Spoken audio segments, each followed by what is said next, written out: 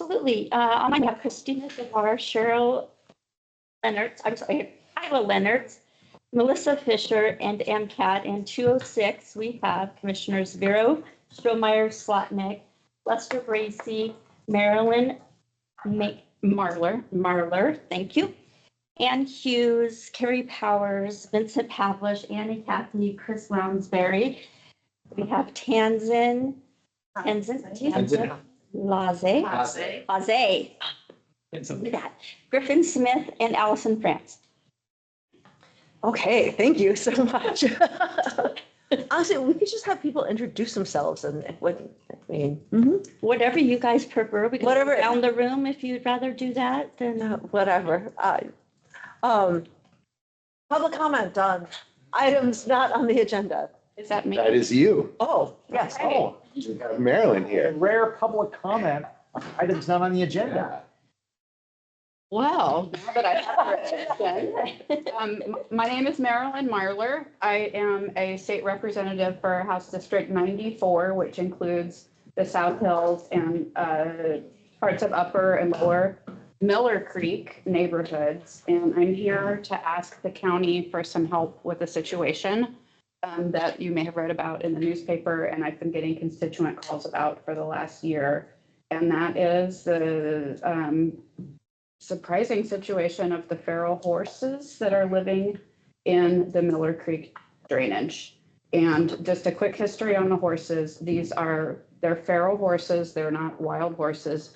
These are the offspring from some rodeo stock that were released from a ranch in Miller Creek maybe 50 years ago, and they have been unclaimed and uncared for. They've been living their feral horse life.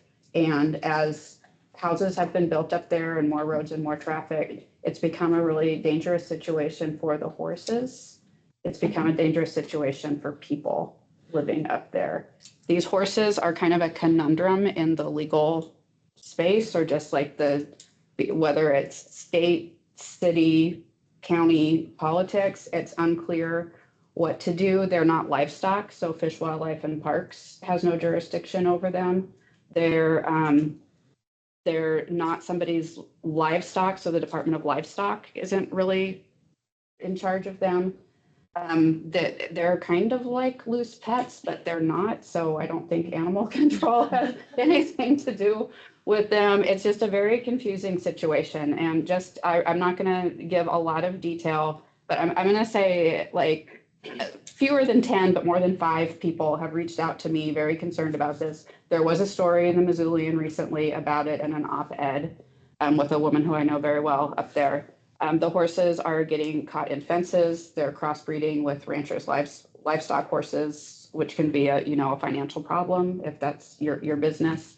Recently, one was hit by a truck. Well, 2 have been hit by trucks in the last year. One horse had to be put down. The other one survived. People I'm getting videos sent to me of families approaching the horses like they were tame pets and like trying to have a petting zoo kind of situation with them. It's kind of funny, but then a little girl got kicked and sent to the hospital. There's just like a real, a lot of confusion about the situation. And I know in the Western United States, we have kind of a romantic image of like wild horses on the frontier, but these horses, they were domestic, now they're feral, different than being wild. We gotta do something. And there's been some conversations behind the scenes about should the state agencies step in? Can just people, if the horses are on people's property, can people round them up and adopt them out? But it's just very confusing. Everyone that I've talked to wants the best for the horse. I'm not here, and I haven't talked to a single person who says like, well, we've got to like round them up and get rid of the horses in some, unsavory way. This is Montana. People have livestock. People are creative. People know how to deal with horses.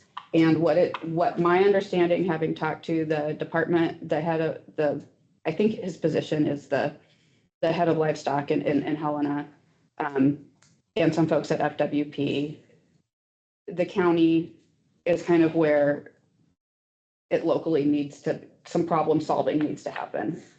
And I'm not sure what that's gonna look like. I'm not saying that the county needs to like solve this problem right now, because I don't even know how you would do that.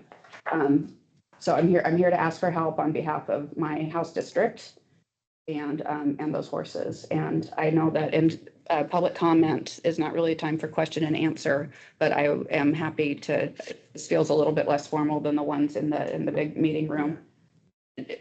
Does anyone have any questions for me? I'm available for follow-up outside the meeting.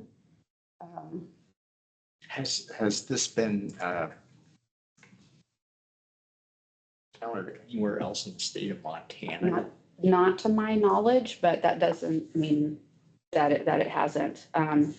Horses and subdivisions. Yeah, horses and subdivision. That seems to be the specific. It's a real coming together of those two things, because there has been a lot of growth in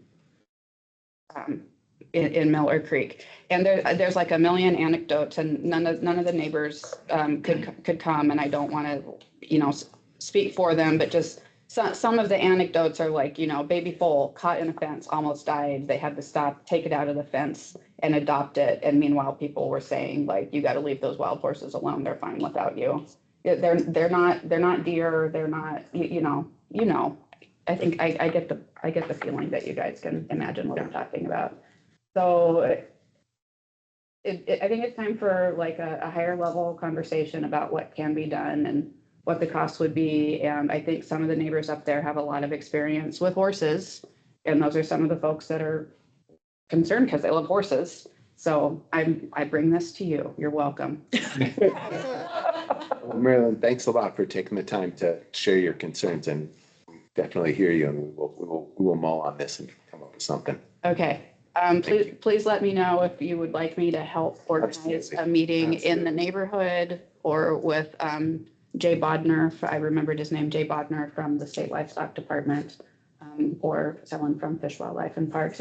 It's really hard. One of the hardest thing I feel like in government is when somebody brings you something and everyone's like, well, that's not my problem. And then, it's not my problem. And I don't think people mean it that way, but this is just an animal situation that doesn't fit into any existing category. So we just have to find out the right way to help. Thank you. Thanks for Thank that. you. Thanks for sharing. Thanks for bringing this to us. Yeah. We will work on this. And if you go up to Miller Creek, look out for horses Absolutely. because they're literally everywhere.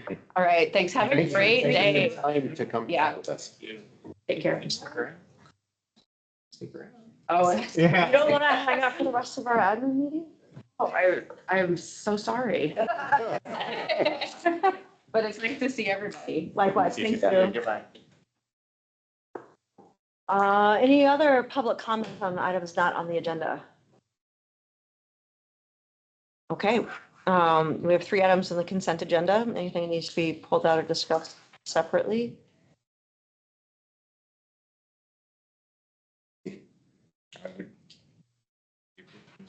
I'll second, Forgot how to make a motion. I'll second that. The elk was that big. Yeah. All in favor? Aye. Okay, on to our action items. Okay, Dave Wall, Yeah, so or Chris Lansbury, sorry. well, I got distracted. Dave was here. So commissioners, as you know, you were notified by Dave Wall that he is retiring at the end of the year. We'll obviously be very sad to see Dave leave, but that does leave you with the opportunity and the need to appoint an interim auditor until the election in November of 2026. You had an opportunity to sit down with Lester Bracey from the auditor's office as a potential candidate for that. And so today what you have before you is a decision to either move forward with Lester or to consider whether you want to open up and expand to a larger pool through an outside application process. And so that's kind of what's ahead of you so that staff knows what direction that you are going. And then depending on the direction you choose, we'll bring the appropriate action item to you at a future admin. I'm ready just to move to appoint Lester. Oh, someone's so excited. So what again, Chris? So this, you said there will be a subsequent? So you will have to sign a resolution that's the formal appointment, but we need to know whether or not your intent is to appoint the applicant that you've already interviewed with, or whether we need to conduct a larger recruitment process. And so, I'll second Josh's motion. I just love talking about Once we've done that, people when they're in the great. room and, you know, Not creating the tension and then the awkwardness and.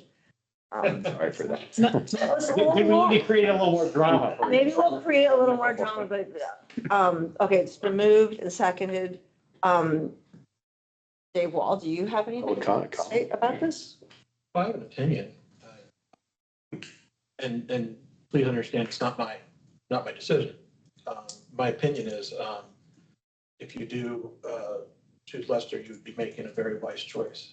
I think in leaving, there's some sadness for me too, to love this organization. And so it's good that sadness for me personally is tempered by the absolute excitement about the future of this organization, with Lester in the auditor office and the future of that office. I just can't think of a better person to be the interim, and I really hope he runs. Up to him, but I hope he runs. So I hope you do approve this, but. Thanks, Dave. Thank you. Did you notice that Dave said absolute excitement while he's sitting on his hands? Auditor. Restrained. Restrained. Okay. I'm totally thrilled. Yeah. Okay, any other public comment or thoughts? Okay, all in favor? Aye. Thanks, All right. Lester. Thank Thanks, you. We'll bring the formal resolution next week for you. Thanks for all of your great service, Dave. I think you really elevated what an auditor can do. Absolutely. Thanks to Lester. Job for a little while. Yeah, and Lester, thank you for being willing to step up. Yes. And really appreciate the continuity.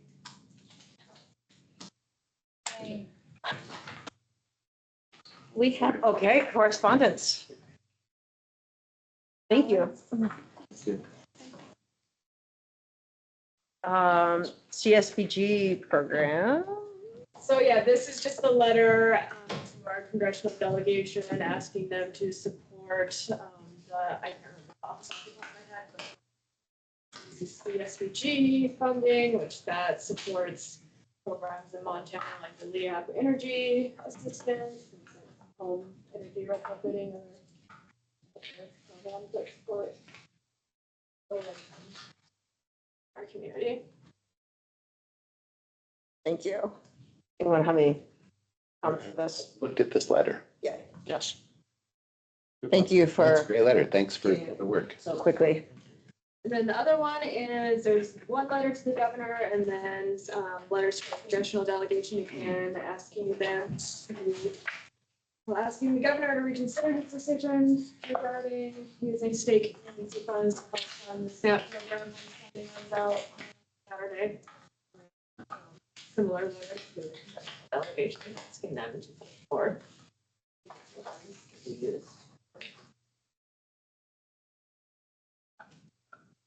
Thank you.